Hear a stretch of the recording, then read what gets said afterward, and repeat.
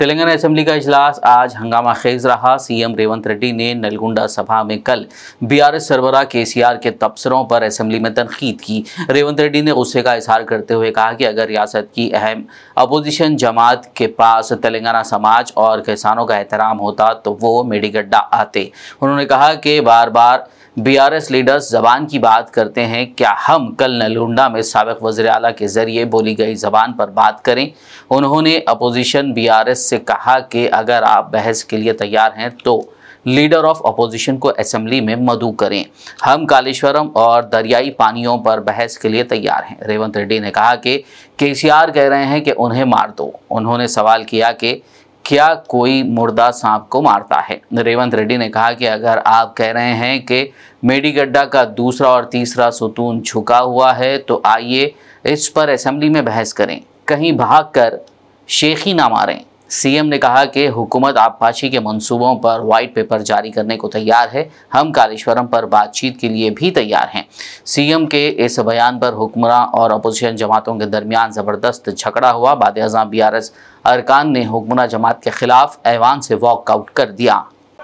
గత 3 రోజుల నుంచి శాసనసభలో తమరి అనుమతితో కృష్ణా నది జలాల మీద కావచ్చు, గోదావరి నది మీద నిర్మించిన కాళేశ్వరం ప్రాజెక్టుకు సంబంధించి మేడిగడ్డ కావచ్చు, అన్నారం కావచ్చు, సుందిల్ల కావచ్చు, లేకపోతే పంప్ హౌజుల విషయంలో కావచ్చు, చాలా విషయాలలో మనం చర్చించుకుందాం, చూసి వచ్చి ఈ సభలో వాస్తవాల ప్రాతిపదికన చర్చ జరపాలి అని తమరి అనుమతితోటి మనం నిర్ణయం తీసుకున్నాం.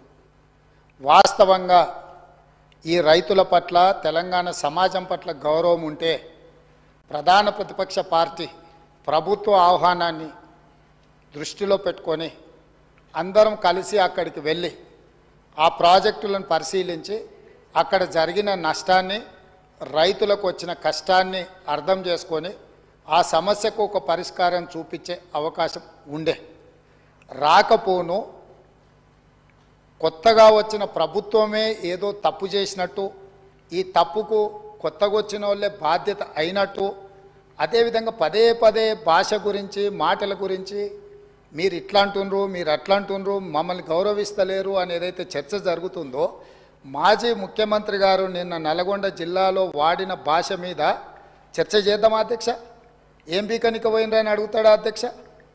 మాజీ ముఖ్యమంత్రిగా 10 ఏళ్ళు పనిచేసి, కేంద్ర మంత్రిగా పనిచేసి, రాష్ట్ర మంత్రిగా పనిచేసి, శాసనసభ్యుడిగా పనిచేసి, పార్లమెంటుగా పనిచేసి, గొప్పలు చెప్పుకొని జబ్బలు జరుచుకునే ఉద్యమకారుని అనేట ఆయన ప్రధాన ప్రతిపక్ష పార్టీ హోదాలో ఉండి ఒక రాష్ట్ర ముఖ్యమంత్రిని పట్టుకొని ఏం బీకనిక పోయినావు అని అడిగితే, రా ఇప్పటికే ప్రజల్ని ప్యాంటు ఊడబిక్కురు, ఉన్న అంగి చొక్కా కూడా ఊడబిక్తాం.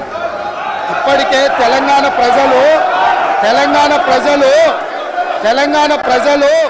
మొన్న జరిగిన ఎన్నికలలో మీ పాయింట్ ఊడవీకిరు.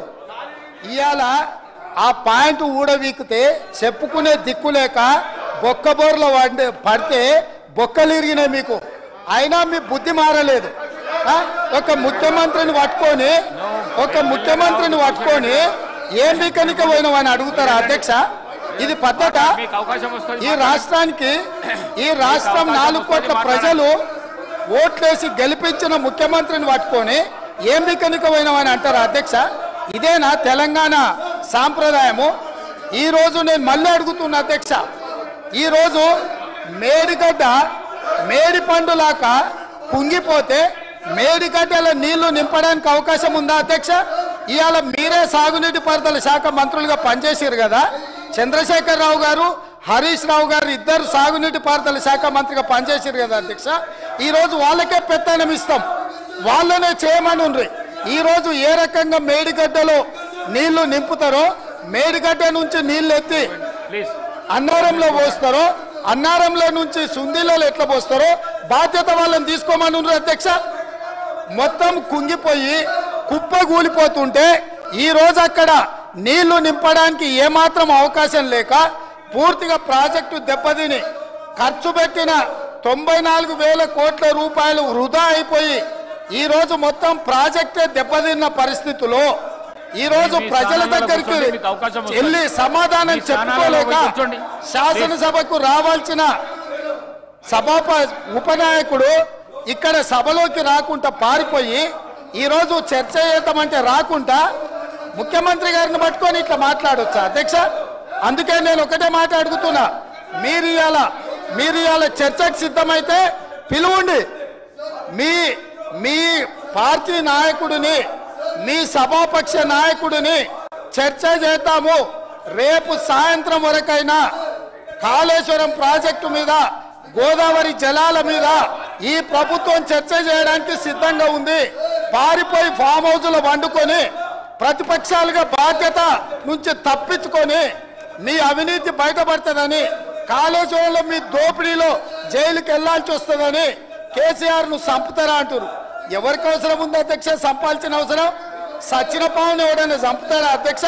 మొన్నటి ఎన్నికలలో ప్రజలు ఆ పావును చేత్తో కాదు కట్టెతో కొట్టిరు అధ్యక్ష. ఆ పాము ఆల్రెడీ సచ్చింది. సచిన పావును చంపాల్సిన అవసరం మాకే ఉంది అధ్యక్ష. ఈ రోజు సానుభూతి కోసము వీల్ చైర్ నాటకాలు, వీధి నాటకాలు ఏంటి అధ్యక్ష? ఇది ఈ రోజు అవకాశం వచ్చినప్పుడు ఈ సభలో చర్చ చేయడానికి ప్రభుత్వం సిద్ధంగా ఉంది. నిజాయితీ ఉంటే, మీరు అవినీతికి పాల్పడకపోతే, మీరు చెప్పినట్టు మేడిగడ్డలో 2, 3 పిల్లర్లు కుంగిపోతే దాని మీద తీసుకోవాల్సిన నిర్ణయాల మీద మాజీ ముఖ్యమంత్రి గారు చంద్రశేఖరరావు గారిని సభలోకి రమ్మనుండ్రి. చర్చ చేయడానికి ప్రభుత్వం సిద్ధంగా ఉంది. పారిపోయి అక్కడెక్కడో పోయి ఆడేదో ప్రగల్భాలు ఏంది అధ్యక్ష? రమ్మనుండ్రి సభకు. వాస్తవాల మీద చర్చ చేస్తాం, మొత్తం ఇక్కడ పెడతాం. ఇవాళ ఆయన తప్పించుకుంటాడు, ఈయన వచ్చి ఈడ కొత్త మాటలు చెప్తాడు ఈడ. కాబట్టి అధ్యక్ష, దీని మీద ఇప్పుడు జరుగుతున్న చర్చ దేని మీద జరుగుతుందో ఆ విషయం మీద చర్చించమని ఉంది. ఎట్లాగూ సాగునీటి ప్రాజెక్టుల మీద శ్వేతపత్రం పెట్టడానికి మా ప్రభుత్వం సిద్ధంగా ఉంది. మీరు ఏమేమి విషయాలు ఉన్నాయో, ఏమేమి చర్చ చేయదలుచుకుందో మొత్తానికి మొత్తం శ్వేతపత్రం సందర్భంగా